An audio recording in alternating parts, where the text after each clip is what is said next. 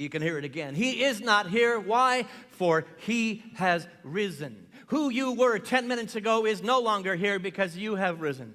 Who you were 10 years ago is no longer here because you have risen. You've become aware and awake, and the magnificent expression of God as you is happening here on Easter morning. Yes?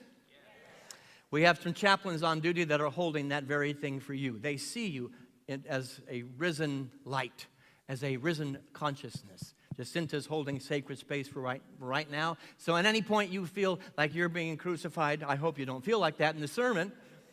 But at any point you feel like your life is not quite what all it can be, lean into her consciousness. Mary Ma's on the other side of the room, and there's an unbroken awareness of the God essence that is here, is now, is always present. Yes? Lean into that place. So I have a few questions. Why is it that Jesus is so relevant today that we're still singing songs about him? Why is Easter so relevant that it is part of our annual spiritual narrative, a cultural liturgy almost? Why is this Holy Week so important to this now moment that the story is still canonized on our lips every spring? I'm glad you asked. Easter and the life of this paradigm-shifting, cutting-edge, authority-challenging, rabble-rousing, pot-stirring, love-inducing, peace-creating, free-thinking, gentle shepherd, courageous rabbi, expert healer, and master teacher must be a now experience. It must. Otherwise, we waste not only the gift of his life and his message, but we miss the greater opportunity to let his life, his spirit, and his message live in us here and now today. Breathe it in. In our minds, in our hearts, in our lives, and our actions, we're not putting the responsibility on somebody that lived and died 2,000 years ago, but is reborn in our minds, in our consciousness, in our truth, and in our hearts, and most importantly, in our actions. He told us, he challenged us. This is what he said in the Gospel of John, chapter 13. We read together, "As I have loved you, so you must love one another." A clear instruction, a clear challenge. As I have given my life over to the magnificence of your soul, you must now do the same for everybody else. Yes, everybody else. Today can be a passing event. Today can be a chance to dress up, although I tell you the suit had to be dusted off for today. It can be a passing event, a warm, fuzzy retelling of a story that makes us feel good, or in some cases, maybe not so good. We have a very, very eclectic group here, and some people have no experience of Easter. Some people, their only experience was not good. So whatever good, bad, or otherwise, I invite you to set it aside and to allow something beautiful to happen here today. So it can be a warm, fuzzy telling of a story, or it can be an energy so profoundly alive in us today that we are catapulted into a dynamic, life-changing implementation of that story. That's why we're here. Otherwise, it's a waste of time. A contemporary gospel must be born in this moment that emanates from our lives in such a way that the world is set on fire by this small group of people that are about to change the world. Not just in an annual celebration of Easter and looking good, but in our actions every day of the year. He told us in the Gospel of Matthew this quote right here. Let's read it together. "You will know them by their fruits." He didn't say you're going to know them by the suit they put on, or the fancy hat that they're wearing, or the Easter eggs that you find or you count. You're going to be known by the fruits, how Easter is made manifest here and now in your life. Not the person to your left or your right, in your life, here and now. Breathe that in. The man challenged. He challenged us. Never once did the man say, "Worship me." I can't find it in Scripture. He didn't say, "Worship me." He said, "Follow me." Say that with me. Follow me. I've set an example. Walk in my footsteps. Take what I have offered you and live it, integrate it, demonstrate it. Not a week, not a month, nor a year after I have died and risen. But his challenge was to forever change the course of humanity by letting his words breathe us, by letting his teachings breathe us, by letting that Christ Spirit, which is eternal and immortal. In the beginning was the Word, and the Word is still here today, and it's living and breathing as us, as you and as me. We are challenged to be the resurrection, yes? We are challenged to demonstrate that this man's words were not just filling space, not just filling time, not just filling history, and certainly not just filling a book, but that they would change the course of the planet through us, and more importantly, as us. One of my favorite phrases is that the only Bible that some people will ever read will be your life. Let's read that together. Your life may be the only Bible some people ever read. I hope it's a good gospel. I hope it's a good read. And I hope it's a read that when people see you and how you're behaving and acting and interacting and relating, especially in the dark moments, can say, I want what they're having. I want a little piece of that. Will be known by our fruits and the Bible of our lives. His challenge to us today is that his life is not wasted, but it is used to uplift, to empower long after he left the planet. His legacy is not a resurrection of a body. His legacy is not a resurrection of a body. It is the resurrection of his healing spirit and message in us as alive and relevant as it was then. His legacy is not in our adoration of the man or his work on the earth or in arguing over whether miracles happened or not. What a waste of time that is. I'm less about arguing whether miracles happened then, and I'm a heck of a lot more about miracles happening now through us and as us.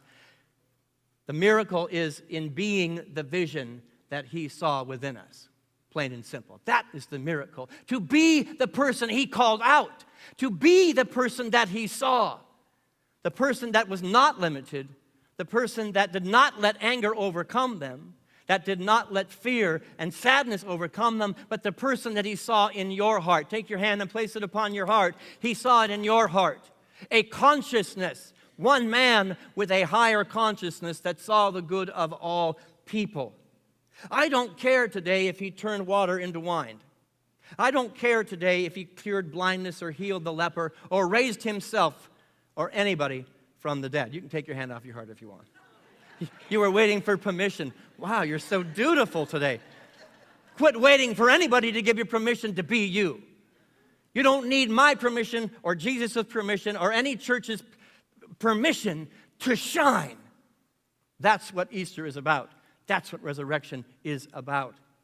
I don't care if he healed the leper or raised himself or anyone from the dead. I care more that he gave us, you, the tools to raise ourselves from the dead parts of our own society and our own lives, and to transform the ordinary into the extraordinary. Now, I wish I could turn this into wine. I'll have to settle for vodka. Not really. I care more that he showed us the power to collectively heal from our own wounds, which is why we come together, not just on Easter, but every Sunday, every Wednesday. I care more that we embrace the awe-inspiring, spirit-raising power he placed into our hands, to not be defined by darkness, but by the light that we are. Some of his teachings, he showed us how to love the ineffable. You can put that next slide up there. He showed us, he taught us, he saw us. I see you today. That's Easter. I see you beyond your behaviors. I see you beyond your beliefs. I see you beyond anything you've done, anything you've ever done or ever will do. I see you. He showed us how to love the unlovable. He showed us forgiveness was greater than judgment and resentment. He showed us the overcoming power of even a mustard seed of faith. He showed us with God all things are possible, not just a few. He showed us the depth and breadth of compassion and kindness and love. Let that live in us today. He taught us to embrace and to love our enemies, even in the midst of the dark night of the soul. He taught us that service to others is a great portal to knowing God. He saw the intrinsic value of each person, and he reached into their soul and called it out. Let us do the same. He taught us not to accept less than our highest and best. He showed us the necessity of Sabbath, of prayer and meditation. He crossed the man-made borders and divisions and reached across differences to make peace. I think his message is still relevant today because I think we are called to be the Christ and do exactly the same thing. To put our hand, our heart, and our soul across man-made borders and make peace intentionally. He showed us how to make the impossible possible. Yes? He held people accountable. This is why I loved him. Somebody introduced me to the human Jesus, and I began to fall in love with the man, not just the unattainable reality. He held people accountable to their unloving behavior and hypocrisy. Strength and love must be partners. He gave people a larger vision of who they really were, and he asked us to do the same. He showed us how to speak up when it was needed and how to be silent and shut your mouth when that was needed. He humbled himself when that was needed, and yes, the man waved his freak flag, and he waved it proudly when that was needed. You see, the man was a freak of the time. He came in as a lone wolf, a lone voice, and said, we're going to change things here. He was called, maybe not a freak, he was called a lot of things. I'm saying the time has come. Let Easter live in us that we wave our freak flag. Be odd, be weird, be a rebel, be a maverick, but be you for God's sake. And stop pretending to be anything else. That's resurrection. From the parts that you put on a shelf and let die, resurrect the divine essence of your very soul. He showed us how to listen to God, to his own divine self, to the world, and to the divinity of others, even when they couldn't see it for themselves. He showed us how to challenge and encourage people at the same time. That's a gift as a minister I'm still working on. How do I challenge and love you at the same time? I'll keep walking the footsteps.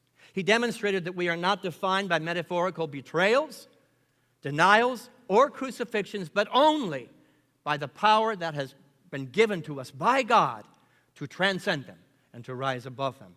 He was an alchemist who showed us how to take the darkness, the crap that's been handed to you, and to transform it, to take the human condition that you have right now and to make it something beautiful. Buddhists would say, no mud, no lotus. You got the mud. Let's take the mud and let's use it to create a lotus. I'm going to invite Stella to come up and the band to come up, and we have a song that we're going to share. He showed us how to live our lives and stop being a victim to the human condition and then pay it forward. Why is this still relevant?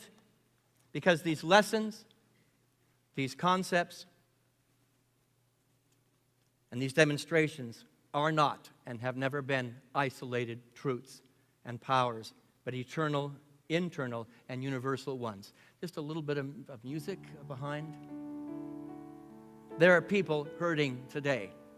There are people who have forgotten today, and there are people who have been thrown away and kicked to the side.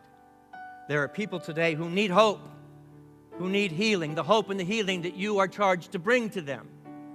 There are people overcome with judgment, their own and others. There are people who just need to be lifted up. Ours is to pay Easter forward and remind them, embrace them, accept them, talk to them, encourage them, lead them, lift them, challenge them, and love them. Love them. Yes, love them. All of them. No exceptions. He did not make exceptions to where he found the face of God, and neither shall we. Love them, all of them, even the unlovable. That is an Easter hymn and a liturgy that cannot and will not die on our watch at Unity North. The world is in danger of losing the narrative of Easter. Go ahead in the plaid. It gives me a chance to bring. The narrative of Easter that this man's life gave us. It's a liturgy that must never leave our lips and our hearts. Miracles aside, love heals. Resurrections aside, love raises. Divinity aside, love is what we are, and it is necessary today. And many people will say, I don't know how to do that. I don't know how to love the unlovable. One Easter, one moment, one forgiveness, one breath, one kindness, one question, one answer, one loving action, and one loving word at a time. You are the Christ. Start acting like it. I am the Christ. I need to start acting like it and stop playing small. Stella's going to sing a song with us. It's a very familiar song from a whole different perspective, though, than you've ever heard it before. It comes from Jesus Christ Superstar. And the song is, I Don't Know How to Love Him. It's originally a ballad of Mary Magdalene about Jesus. I don't know how to love this man. I'm asking you to make it personal today as you make Easter personal.